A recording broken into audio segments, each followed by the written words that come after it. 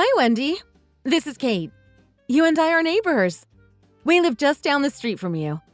We've met before, but it was a long time ago. I got your number from Barbara, your next-door neighbor. I hope that was okay.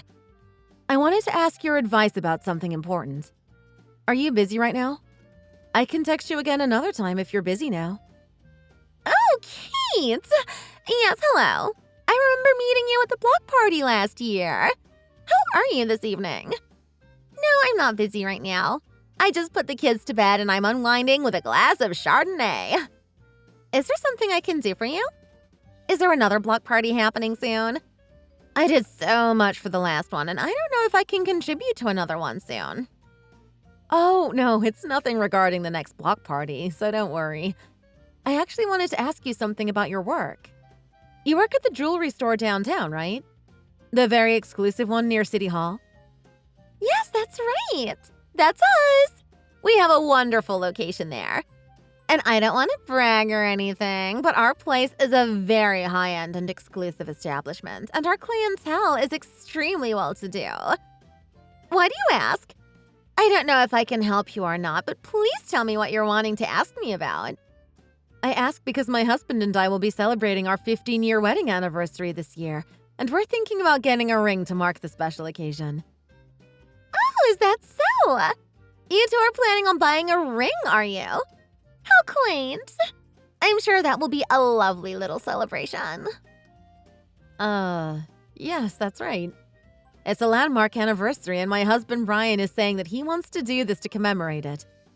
He really loves to mark special occasions with special things.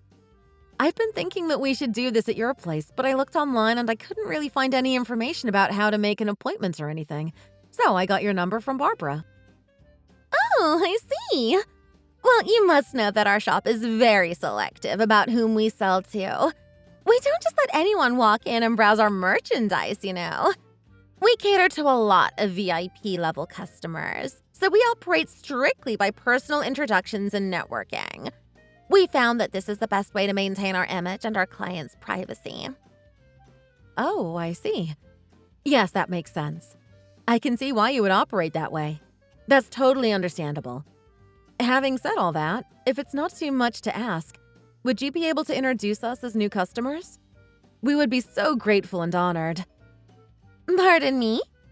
You want me to introduce you and your husband as new customers at my establishment? Well, if it's okay, that is. I looked at your shop's website and there were so many beautiful pieces there. I'd really like to get our anniversary ring at your place. It would be wonderful and even more special if we could do it at your place.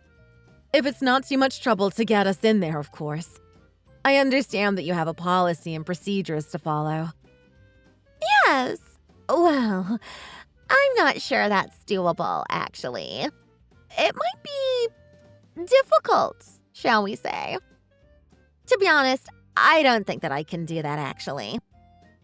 I see. I thought it might be tough, but I wanted to at least ask. If you only operate through networking and personal introductions, you really have to be able to trust the clients that you bring in, I bet. You and I are just neighbors, and we don't really know each other well, so I can see how this might be a stretch for you. But we do have mutual acquaintances, so it's not like I'm a total stranger off the street either. Well, that's part of the reason why I don't think it's a good idea, but it's not my main concern, actually. More than that, I'm concerned about your ability to actually pay for a ring, if I'm being totally honest. Excuse me? You think that we can't afford to shop at your place? I assure you that we wouldn't want to look at your merchandise if that were the case. Yes, well, it's all well and good for you to claim that, but you must forgive me because, I've seen your husband. He's always wearing beat-up old clothes that look like he got them at Goodwill or the Salvation Army or something. Ripped-up jeans and raggedy old t-shirts and Hawaiian shirts and such. I really can't imagine that anyone who dresses like that could possibly be able to afford to shop at our establishment. It's just my professional judgment, based on years of experience dealing with the public. I'm sure you understand. If he can't even afford to wear decent clothes, how on earth is he going to pay for a ring? And not just any ring, but a ring of the caliber that we sell. Wow, that's... I don't even know what to say to that. You're jumping to a conclusion that's really not appropriate. I mean, yes, my husband does wear secondhand clothes a lot, but that doesn't mean that we're poor. In this day and age, I'm surprised that I need to even have this conversation. Oh, you don't need to hide it, dear. It's perfectly fine and I understand. Believe me. There's no shame in it. We all have our ups and downs, you know. But look, I've seen Brian hanging around the mall on weekdays enough times that it's pretty clear what the situation is. He certainly has a lot of free time, doesn't he? You can be honest with me. There's no judgment here. He's out of work, isn't he? It's okay. It happens. If you're the breadwinner in the family, good for you. Excuse me? What did you just say about my husband? That's not the case at all. You're mistaken. As I said, you're jumping to inappropriate conclusions. Oh, I'm so sorry. So he does do something to earn a bit of money. I see. That's very good then. However, be that as it may, anyone who dresses the way he does surely can't afford to shop at our place. Our merchandise is priced far beyond the reach of you and your husband, I'm afraid. And we can't just let anyone in. I'd be risking both my reputation and the stores if I were to bring in someone like your husband, who could easily be mistaken for a homeless person. I'm sure you understand. It's a matter of maintaining our image, you see. It's just business, dear. Excuse me? What right do you have to talk about me and my husband like that?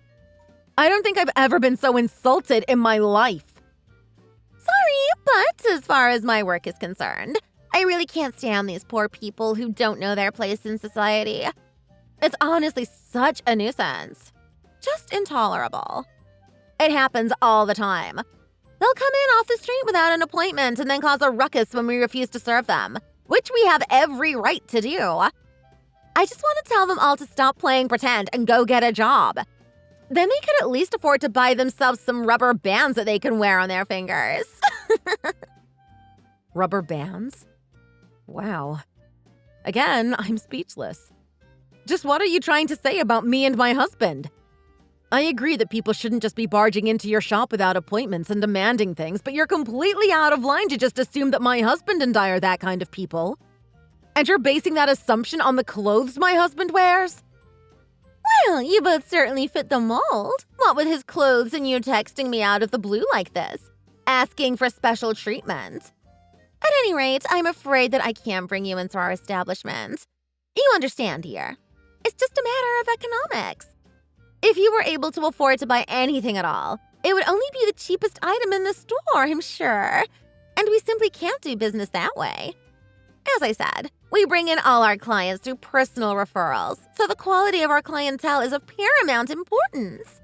It means that high-quality clients introduce their high-quality friends to us, and so on and so forth.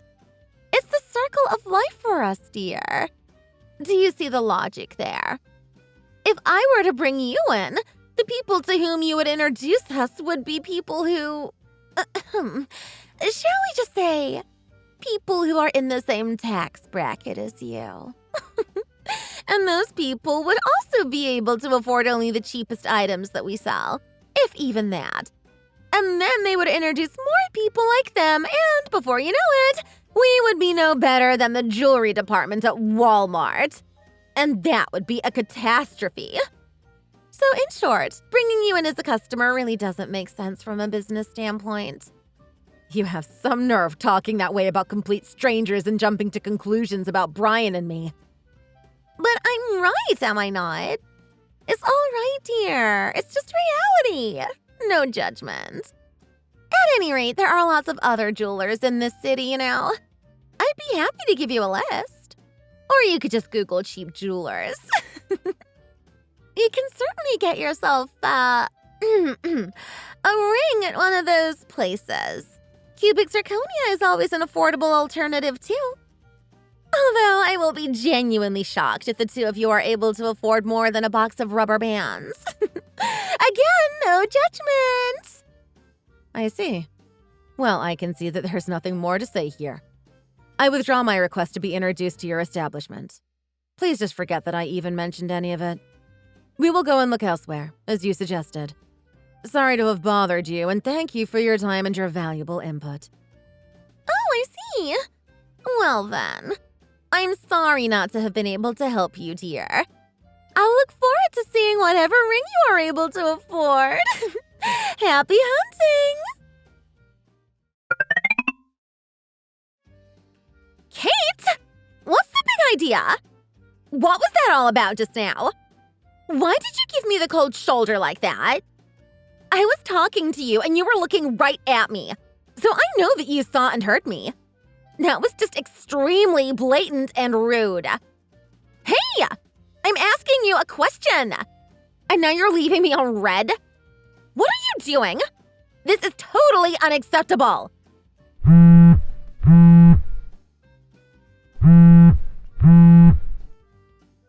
Ugh, what is it? Do you have something that you want to say to me? What's suddenly so important that you have to talk to me right now? Yes, I do have something to say to you. Why did you just ignore me at the supermarket just now? I was talking to you, and you completely ignored me. In front of everyone there. Well, I didn't want to talk to you, so I didn't. It's pretty simple. You cast aspersions on my husband and me, and you even insulted my friends, whom you haven't even laid eyes on, and you wouldn't know who they were if you did meet them. When I made a simple inquiry about you giving us an introduction at your shop, you responded by ridiculing me and insulting me. And then today, you again made fun of me and badmouthed me so loudly to the other customers at the supermarket that I could hear it myself. I'm sure that was intentional, though. Most sane people with even a little self-respect wouldn't want to talk to you either after being treated like that. So, asked and answered.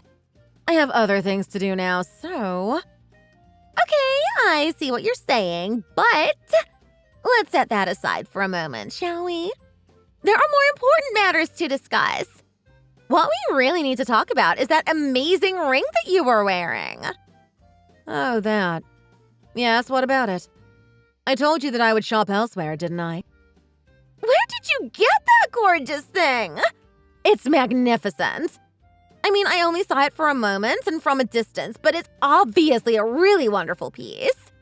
That was obviously a real diamond, and it looked like at least 1 carat. Am I right?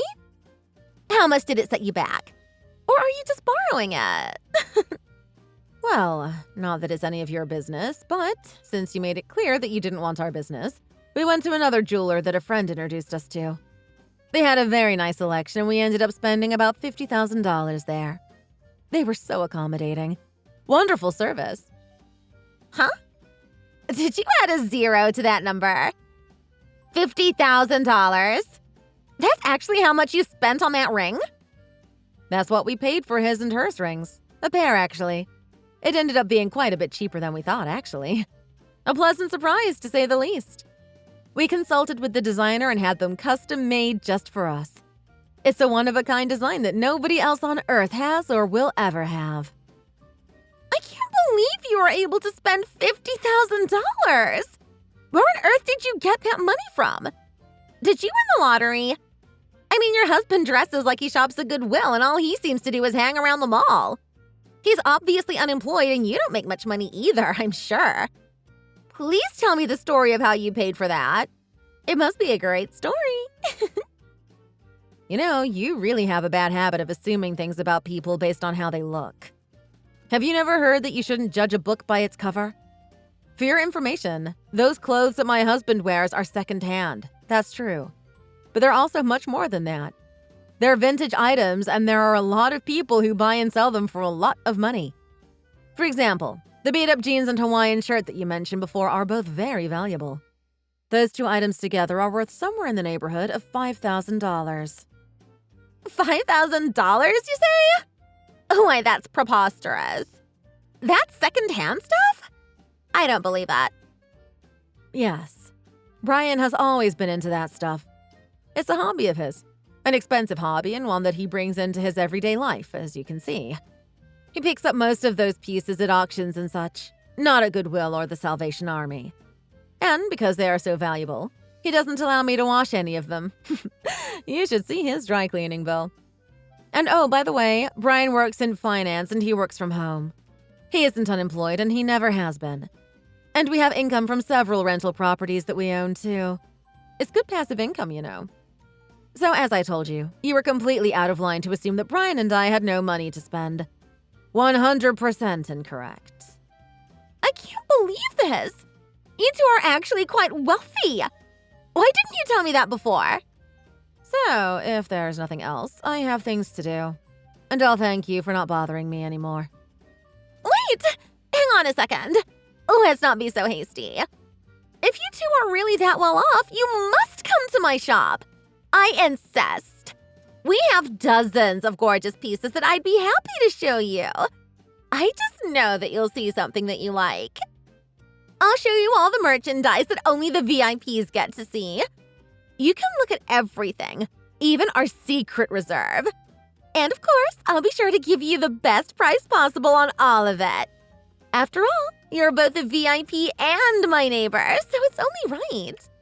If you like what you see, you and Brian can tell your friends, family, and colleagues too. How does that sound? 2 words. No thanks. We wanted rings and we bought them at a place that treated us with the respect that we deserve. Well, in that case, we have necklaces, earrings, bracelets, and all kinds of other lovely accessories too. Our selection is second to none. No, that won't be necessary. What I'm trying to say to you is that I have no intention of patronizing any shop that you work for. And it's quite amazing that you suddenly want us in your store after insulting us and refusing to let us in the way you did before, to be quite honest. Well, I obviously was misunderstanding a few things about you two. For example, I had no idea that vintage clothing was so valuable and commanded such prices. That's a very interesting tidbit. Oh, there's really no point in making excuses now. It's much too late for that, dear. And besides, we have no intention of giving our money to someone who isn't even capable of apologizing for insulting us and our friends repeatedly. We'll also be telling all of those friends of ours who are in the same tax bracket as us that they should avoid your shop as well. Wait! Oh, please don't do that. I apologize. Please accept my apology. I am so sorry that I made bad assumptions about you and your husband. You're right. I jumped to conclusions. Please forgive me. Please just don't badmouth our shop to everyone. Badmouth? We wouldn't do that. That's just low-class behavior, and we don't want to stoop to your level, you know. We'll just have to say that this business relationship wasn't meant to be and leave it at that for now. No, on second thought, not just for now. Forever, actually.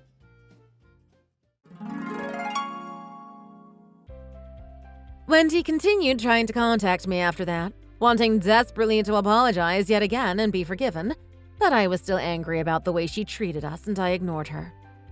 Interestingly enough, soon after that, a lot of other ladies in the neighborhood finally started to see that she wasn't a very nice person and began avoiding her too.